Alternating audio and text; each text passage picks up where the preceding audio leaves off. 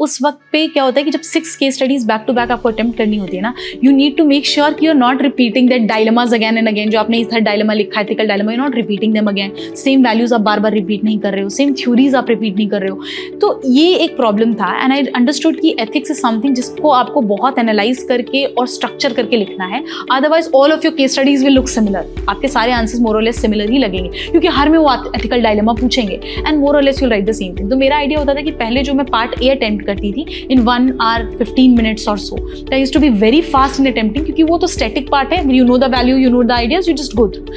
Case studies में innovation का थोड़ा स्कोप होता है, तो मेरा आइडिया होता था कि जो चीज़ें जैसे पीपल से कि start with stake holder even if it's not asked. तो अब मेरा आइडिया ये है कि भाई टाइम पे पेपर कंप्लीट करना is more priority than trying to showcase your knowledge at times. तो अगर आपके पास टाइम है तो जो चीज़ नहीं पूछी है वो लिखो, टाइम नहीं है तो do not try to beautify your answers or try to stand out. Instead, you can do more value addition. You can give some time to thinking and structuring your answer properly.